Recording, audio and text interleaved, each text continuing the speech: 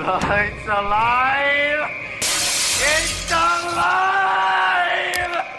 Hey guys, I share coming at you today in Raid Shadow Legends, a double upload today. I'm excited, I'm in a good mood, even though I'm about to go on a massive rant. So, if you can get a little sensitive to these rant videos, it's been a while. I've been very well behaved here on the channel for, about a month now. About a month, right? So I'm overdue for a little ranting and raving, boys and girls, on a game that obviously I'm super passionate about. And, well, as pathetic as it is, I love the game. Anyway, I hate the game too. I also hate the game.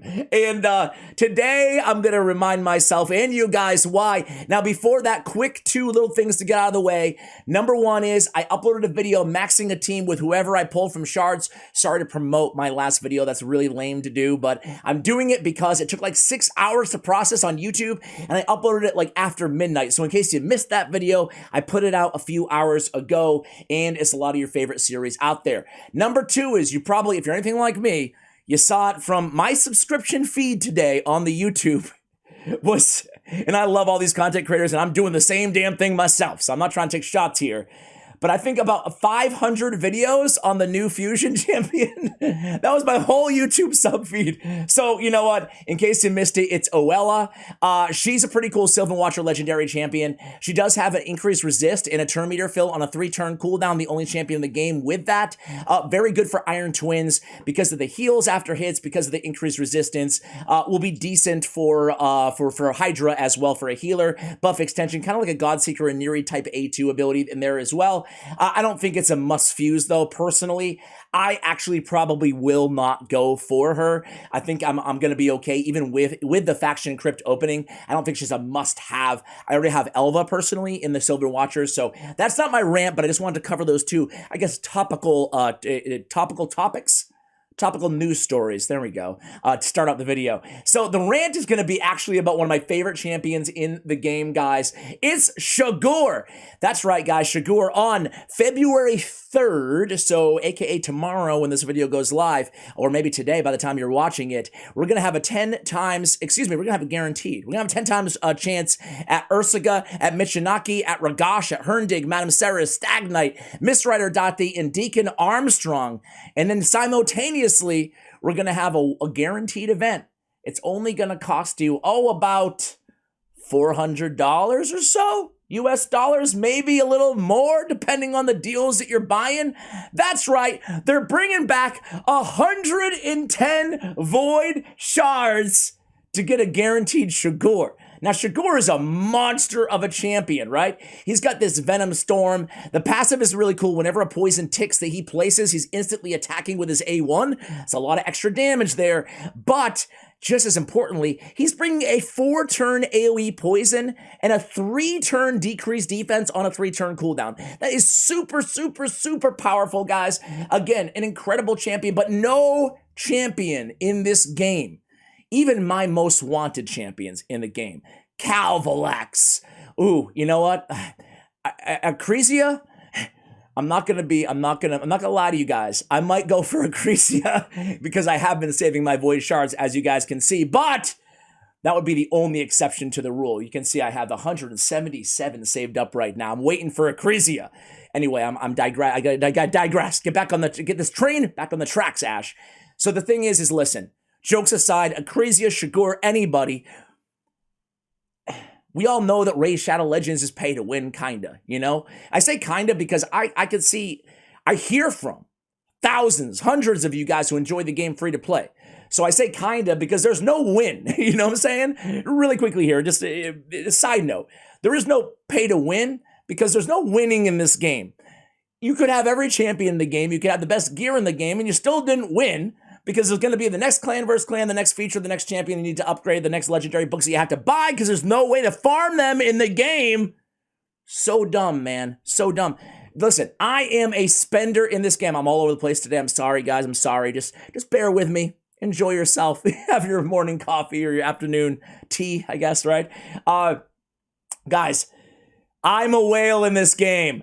I spend a lot of money in this stupid game, right? But the thing is with me spending money, I'm still out of legendary skill tomes. I still upgrade skills. How many legendary books do I have? 0, because there's no way to farm them. I'm not spending $100 to halfway max out the skills on one of my legendary champions that are so hard to get that I have to spend another $400 or $500 to get a void legendary out of a void shard guaranteed. The escalating cost of void legendaries is awful in this game. Plarium, we love your game. We love your game. But we don't love this. We don't love this. It used to be 80 for a guaranteed void. That was Turvold back in the day.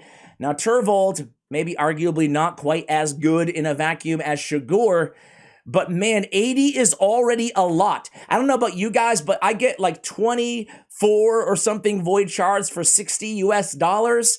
So, I mean, extrapolate that. We're paying hundreds and hundreds and hundreds of dollars for one champion who we then have to pay hundreds and hundreds of dollars to book out because there's no way to farm books. Sorry for kind of wrapping in the legendary skill tome argument into this one. You like what I'm doing? 2 birds, 1 stone, boom. But guys, seriously, dude, I'm really, honestly, genuinely disappointed that they kept the 110 void shard rule.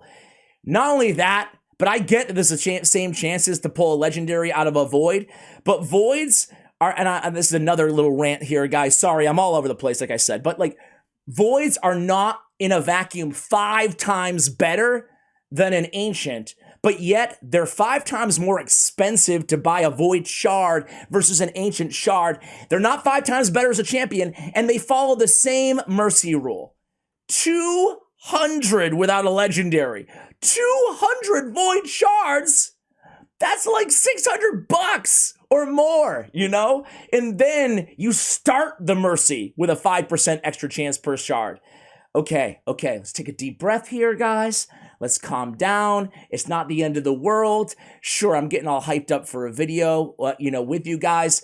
The truth is, once I stop recording this video, I'm going to be a happy-go-lucky individual. I just want to give this quick disclaimer, because I always like to send positive vibes to you guys on a daily basis, that I'm a little manic, right? As you can tell right now. But if I ever got to the point personally where this game was bothering me to the extent that it was causing me to be aggravated, frustrated, angry at people in real life, my family, my friends, my loved ones, no matter who they are, no matter what they are, or if it was just putting me in a real legitimate funk, I would stop playing this game forever.